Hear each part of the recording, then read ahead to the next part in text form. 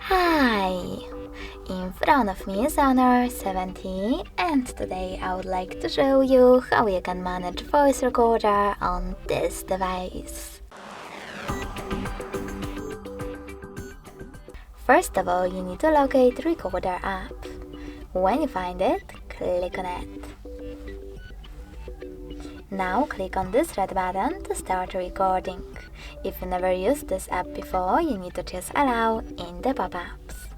Now, in order to add a bookmark, click on this left button, and in order to pause it or unpause it, click on this right one. Now you can end your recording by tapping on the red button and play it over here by clicking on it. In order to rename it though, you need to hold it, choose rename option and type in wherever you wish to.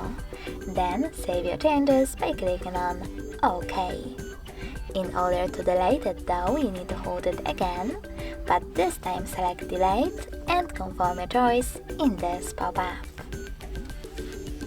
Thanks so much for watching. If you enjoyed this video, leave a like, comment and subscribe.